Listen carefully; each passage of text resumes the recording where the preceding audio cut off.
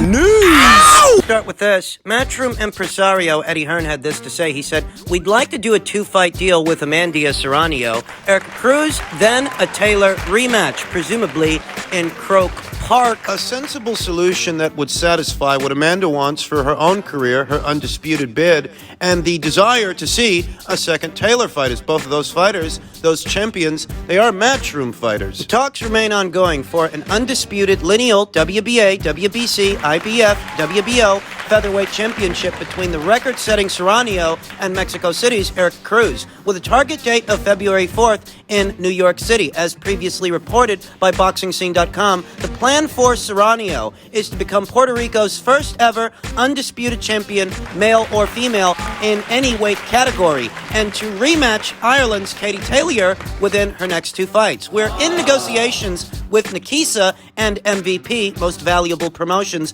Hearn confirmed to BoxingScene.com. Obviously, our priority is to make the rematch with Katie Taylor and Amanda. At the same time, we'd like to do a 2-fight deal with them. There's a massive opportunity for Serrano to fight Cruz and then Taylor in the big rematch. Rumor has it that Alicia Baumgartner is set to fight on the undercard of that fight, presumably against Hyun-Mi Choi in their own undisputed super featherweight bid, provided that Hyun-Mi Choi plays ball. We'll see what happens with that. For Serrano to become undisputed at 126 and then fight Katie again for the undisputed at 135 at Croke Park in Dublin, it would make that rematch even bigger, if you can imagine that. Serrano versus Cruz promises to be an all-action fight because you have one of the hardest punchers pound for pound in the sport in Amanda Serrano, a skilled, experienced fighter with real punching power, and then you've got Mexico City's own Erica Cruz, reigning WBA featherweight champion,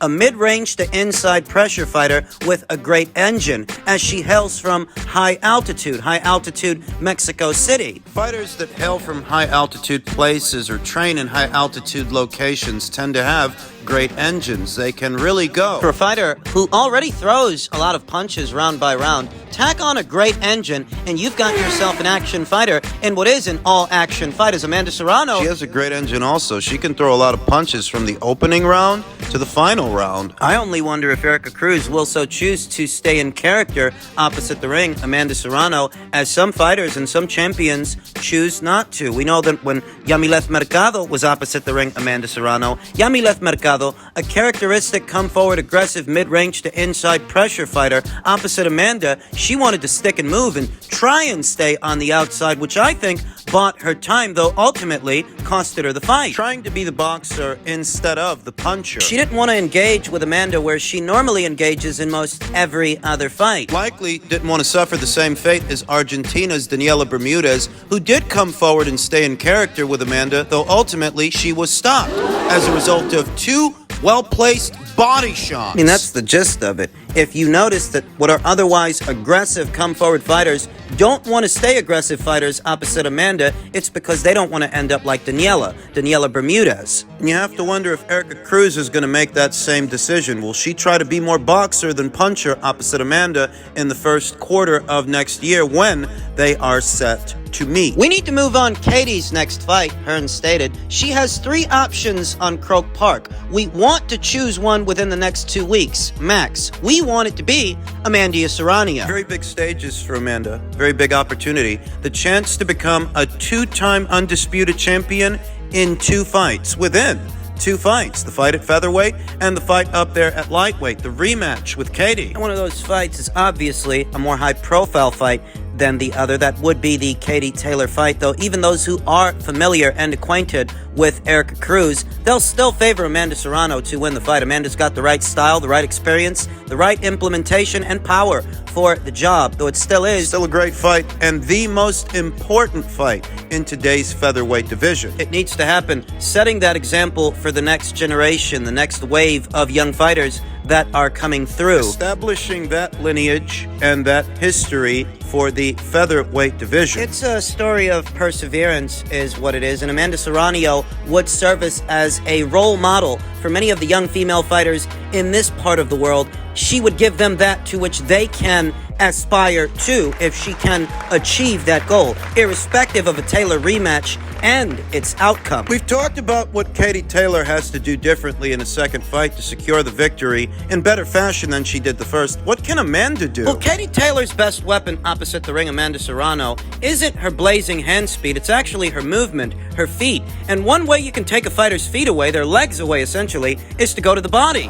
It just so happens that Amanda Serrano is a very accomplished body puncher. But in the Taylor fight, I didn't see her focus on the body. Likely because she had already hurt Katie Taylor upstairs with the head punches. She knew she could hurt her, so she stuck to what worked. But, going to the body a little more, that would have taken Katie Taylor's legs away. It could have, thereby impairing Katie Taylor's movement. It was her movement, after all, that allowed her to survive, regain her composure, and go on to win a decision. More focus on the body punch, and I think is the adjustment Amanda would need to make to secure the W in a rematch. For Katie Taylor, less is more. Less time in the pocket will result in a more decisive victory. For Amanda, it's the opposite. She wants more time in the pocket to get off more shots to the body to take away Katie's legs. Whoever makes the adjustment wins the rematch. That's usually how it goes. The fighter more capable of making adjustments ahead of a second fight, that's the fighter that usually wins the rematch. And we'll find out who that fighter is next year.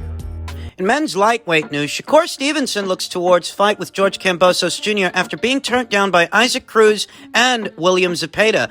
I told all of you guys, Shakur wasn't going to have much luck getting those fighters in the ring due to the political boundary lines that determine which fights happen and which fights don't. I should be back in March, probably even April. It may be Kambosos cause Pitbull turned me down and Zepeda turned me down. I know from the rankings Kambosos is next, so I think it'll be a Kambosos fight. I think it's sad. Cruz and Zepeda would turn down the fight. Boxing is in a sad state where fighters can just duck and get away with it. I think the fans and everybody allow them to duck. I think nobody really got on top of them the way that it would be if I were to do something like that, or Devin, or anybody that's in the sport. Told you, when it came to that Isaac Cruz situation, don't hold your breath waiting for Isaac to go to Top Rank to fight Shakur. Sean Gibbons isn't going to let him. The Isaac Cruz people are likely holding out hope that they can get Gervonta Davis in the ring for a second time, but Gervonta Davis is spoken for most of next year. If he beats Hector Garcia in the first quarter, he's supposed to move into a Ryan Garcia fight. So if you're Isaac Cruz... Doesn't look like Gervonta Davis is going to be available for a while. Why not fight Shakur? It's likely because Isaac Cruz's handlers don't like his chances against Shakur Stevenson. The same applies to William Zepeda. It applies to them both equally. It applies to them both evenly. They ain't got nothing better to do. There ain't no high-profile fights on their own side of things that they're busy with. What the fuck are they doing? I think Kambosos don't got nothing to lose. I think he'll definitely be the first person to take the fight. He's tough. He didn't mind fighting Tio. He didn't mind fighting Devin. So I don't think he'll back down from a challenge. And the problem with that theory is that George Kambosos is coming off of 2 consecutive losses to Devin Haney. Opposite the ring, Shakur Stevenson, he could be potentially facing a third. Is that what his handlers really want for him? Without the chance to rebound, without the chance to get back in the winner's bracket? Shakur says that he may be back in March or April. If you get George out there in January or February... The sooner the better. You could then have him fight Shakur in March or April. Preferably April on that schedule. We'll see. Golden Boy impresario Oscar De La Hoya very recently stated, I need more exposure for Zepeda to create a super fight with Shakur. I love the fight. He wants to let it marinate. He wants to let it build. But who exactly is William Zepeda going to take on in the mean in-between time while Oscar attempts to build a Shakur Stevenson fight? Let's call a spade a spade. Shakur Stevenson is a high-risk, low-reward opponent for both Isaac Cruz and William Zepeda, and that's why they don't want to fight him. It's a duck. Do I think that the fighters themselves, Isaac and William, do I think they're trembling in their boots over Shakur Stevenson? Perhaps they're not, but their handlers are, their management and their promotional outfits. And they're the ones that make the fights. They're the ones that got the final say. Not the fighters. The fighters themselves probably aren't afraid of Shakur Stevenson because they're fighters, but their management and their promoters, they're the ones that are afraid, and they're the ones standing in the way of those fights. So it still means the same thing. It's still a duck, and they're still being protected. Remember a few weeks ago that Isaac Cruz, alongside his father, they were quoted as saying that they'd rather face Vasyl Lomachenko than Shakur Stevenson, but Vasyl Lomachenko is preoccupied. He's supposed to be fighting Devin, and both Vasyl Lomachenko and Shakur, they got the same promoter anyway. So what the fuck are you trying to kid? You bring up a guy that everybody knows, everybody in the sport of boxing knows is busy right now. You use his name in place of Shakur's because you know he's busy and you don't really want to fight Shakur. Shakur's not lying when he says that some portion of the boxing community is allowing these fighters to get away with this and not lambasting them for it. They're not getting criticized enough.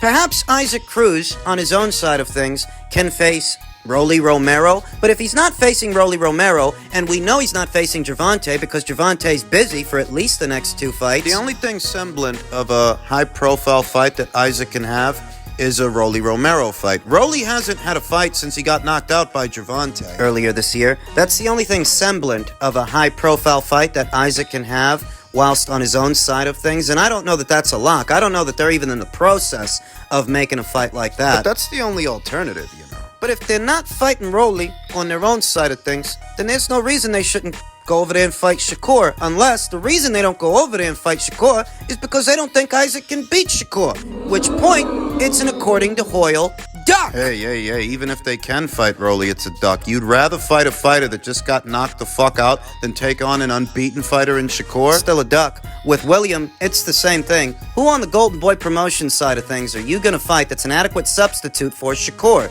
And the profile that fight with Shakur would have. Who have you got? Who are you going to fight? There's nobody over there. He already fought Jojo Diaz, battered him. Shakur has to find a dance partner. Somebody to keep busy with long enough for the winner of Lomachenko versus Haney to emerge so that he can challenge them. And that's it.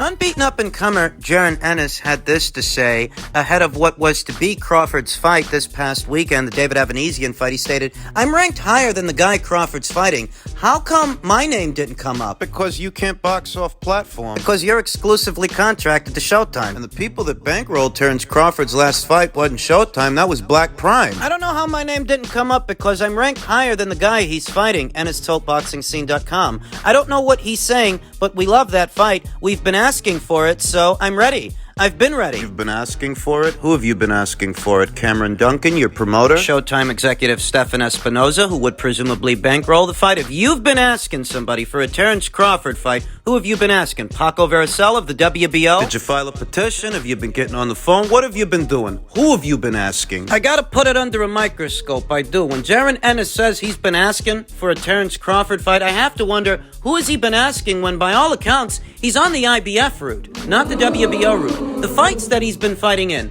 the Castillo-Clayton fight that he had earlier this year, and the upcoming Karen Chukatsian fight he's about to have early next year. Those are all IBF eliminators. We already know who this division's IBF champion is and who this division's IBF champion has been for years now. The IBF champion is Errol Spence Jr., so if you're fighting in IBF eliminators consistently, it can't be because you're after Terrence Crawford. Ennis continued, if he ain't got nobody else to fight, he's gonna have to fight me or one of these other young, hungry people, Ennis said. Who else is he gonna fight? What is he gonna stay at 147 and fight Keith Thurman or somebody else like Ugas? There's nobody else there. There's only young, hungry lions, unless he's gonna move up. He said this about Terrence Crawford, but it sounds more like he's talking about Errol Spence because Errol's the one who's about to fight Keith Thurman. And Errol's the one who's rumored to be moving up in weight afterwards, that he's not gonna stick around and satisfy all these mandatories that he has in the queue. Jaron Ennis among them, yet Jaron Ennis seems to spend more time talking about Crawford than talking about Spence, even though for all accounts,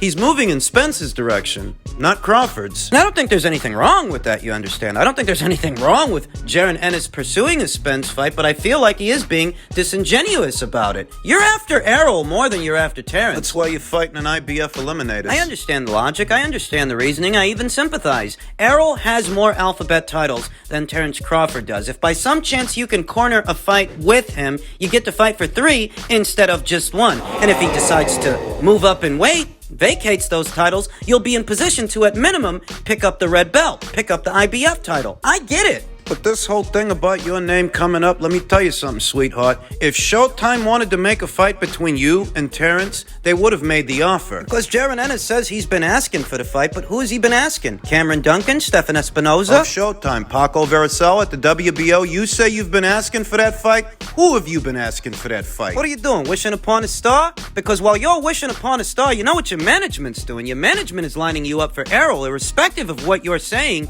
here and now and what you have been saying. You say you want a Crawford fight, but what they want for you is a Spence fight. Say Terrence Crawford made this guy an offer by way of Black Prime. Let's say he made him the same kind of offer he made David Avanesian. You think Cameron Duncan would let him fight on Black Prime? Hypothetical scenario. Let's say Terrence makes Jaron Boots Ennis the exact same offer he made David Avanesian to fight on Black Prime. You think both Cameron Duncan and Stephen Espinoza would let Jaron Boots Ennis box off platform to fight on Black Prime? I feel like there's a clandestine effort to propagate a narrative to where Jaron Boots Ennis is somehow Terrence Crawford's problem more than he's Errol Spence's problem, when the reality of it is he's lined up for Errol more than he's lined up for Terrence. I've noticed this sentiment expressed mostly among Errol Spence Jr.'s fans, griping that for some reason Terrence should take care of Jaron Boots Ennis, and we know that Jaron Boots Ennis fights on the Showtime platform, which is in bed with Al Heyman's PBC. I feel like there's a clandestine effort to propagate a narrative to where Terrence should be fighting Jaron Boots Ennis, when by all rights,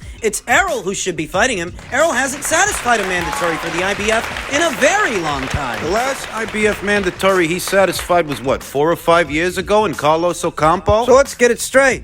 Jaron Boots Ennis ain't at liberty to box off platform. And if what Showtime wanted for their fighter was a Terrence Crawford fight, they would have formulated an offer by now for Terrence Crawford to take him on, but they didn't. Terrence Crawford himself is a network and promotional free agent. If you put the shoe on the other foot and you say that Terrence Crawford could have got the people at Black Prime to offer Jaron Boots Ennis something, the question then becomes, would Stephen Espinoza and Cameron Duncan allow Jaron Ennis to fight off platform? And you already know the answer to that question. So all these word sandwiches, it's proverbial word salad in this redundant conversation that we're having. You can say that you want Terrence in interviews. You can bring him up as many times as you like, but we see what your management's doing. It don't take Columbo, Kojak, or Perry Mason to figure out what's going on here. You ain't got to be Matlock to see what they're lining him up for and what they really want for him, irrespective of what sound bites he makes available. Terrence is likely going to go back to trying to get Spence in the ring. Is he supposed to overlook him for you?